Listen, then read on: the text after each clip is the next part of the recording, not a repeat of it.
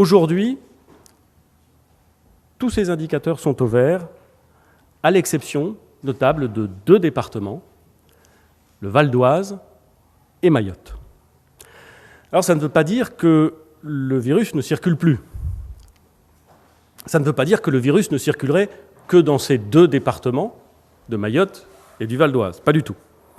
Le virus est encore présent à des degrés divers sur tout le territoire. Mais ça veut dire que sa vitesse de circulation, sa vitesse de propagation est à ce stade sous contrôle. Ça veut dire que nous en sommes là où nous espérions nous trouver à la fin du mois de mai. Et en réalité, c'est même mieux que cela.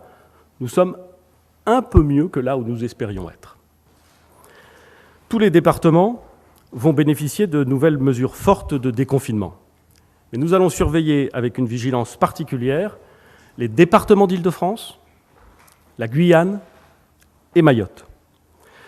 Dans ces départements, le virus circule un peu plus qu'ailleurs et des inquiétudes spécifiques demeurent donc.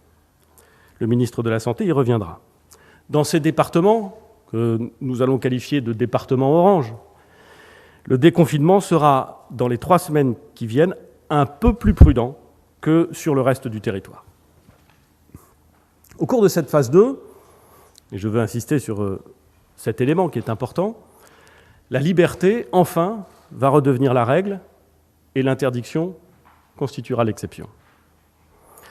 Nous avons ainsi notamment décidé l'accélération de la réouverture des écoles et collèges dans toutes les zones et des lycées dans les départements verts. Le ministre de l'Éducation nationale y reviendra dans un instant. La réouverture des cafés, des restaurants, des bars, le retour progressif de la vie culturelle et sportive avec des contraintes spécifiques dans les zones de vigilance orange. La réouverture des parcs et jardins en zone orange. Mais cette liberté retrouvée implique des contraintes qui sont en quelque sorte des contreparties. La limitation des regroupements à 10 personnes dans l'espace public est maintenue. Le principe du recours au télétravail doit toujours être privilégié, on le comprend bien. Le respect des gestes barrières, surtout, doit rester très rigoureux. Et le port du masque est maintenant largement recommandé par les autorités sanitaires. Nous continuons, et j'en suis désolé, mais c'est mon devoir, à limiter les formes de la vie sociale les plus propices à la transmission du virus, les sports de contact, les boîtes de nuit, les regroupements de très large public. En particulier, le ministre le dira, il faut éviter les rassemblements de personnes dans les lieux couverts et sans organisation adaptée.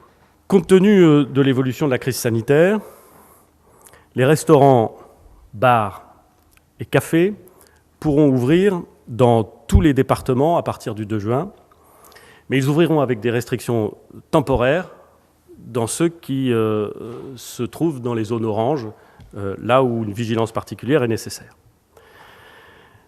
Partout, cette ouverture sera conditionnée au respect des règles sanitaires qui ont été validées avec la profession d'ailleurs. Les personnes qui ont choisi de dîner ou de déjeuner ensemble pourront s'asseoir à la même table dans la limite d'une capacité maximale de 10 par table. Mais il devra y avoir une distance minimale d'1 mètre entre les tables de chaque groupe. Les circulations à l'intérieur des établissements devront être organisées. Et le port du masque sera rendu obligatoire pour l'ensemble du personnel en salle et en cuisine, ainsi que pour les clients lorsqu'ils se déplacent, bien entendu. Dans les départements qui font l'objet d'une vigilance particulière, les départements de l'Île-de-France, Mayotte et la Guyane, seules les terrasses des cafés, des bars et des restaurants pourront ouvrir au 2 juin. J'ai parfaitement conscience que c'est une restriction et que c'est une restriction qui est lourde de conséquences s'agissant de ces établissements dans les zones oranges. Mais il nous a semblé, à la lumière de ce qui se pratique dans les autres pays, à la lumière des risques que nous avons identifiés, que c'était la bonne mesure à prendre, au moins pour les 3 semaines qui viennent. Évidemment, comme pour toutes les mesures que je viens d'évoquer, elles seront réévaluées à la fin du mois de juin, ou plus exactement avant le 22 juin, qui est la date de notre prochain rendez-vous. Un mot sur les hébergements touristiques. Les hébergements touristiques, les villages vacances, les campings pourront ouvrir à partir du 2 juin dans tous les départements, à l'exception de ceux qui font l'objet d'une vigilance particulière dans ces départements-là, les hébergements en question, les campings, les auberges collectives, ne pourront rouvrir que dans la 3e phase de déconfinement, c'est-à-dire après le 22 juin. Dans tous les départements, les colonies de vacances pourront réouvrir à compter du 22 juin. Et c'est évidemment une bonne nouvelle. La tension est globalement moindre qu'au début du déconfinement.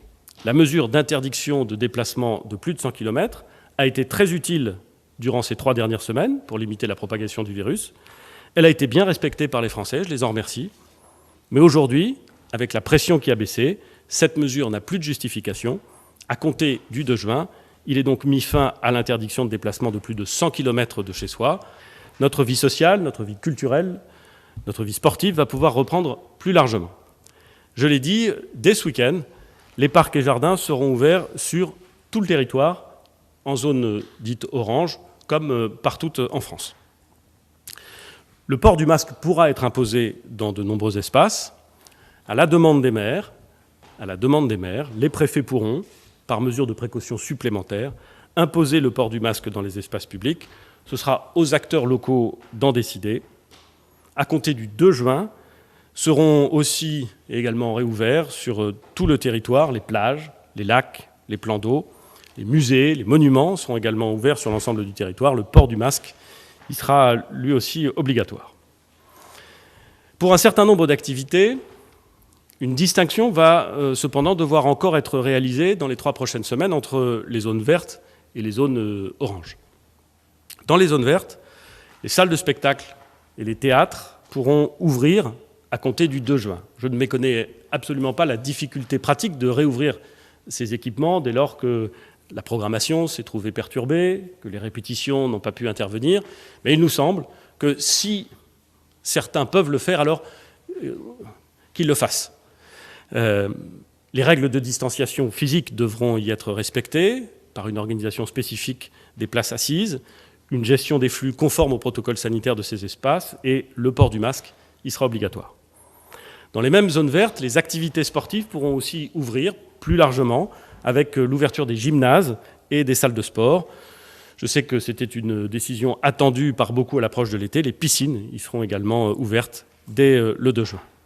Toujours dans les zones vertes, les parcs de loisirs seront ouverts pour les activités permettant la distanciation physique avec le respect de règles strictes et notamment une jauge maximale de 5000 personnes permettant là encore d'éviter les trop grands brassages de population.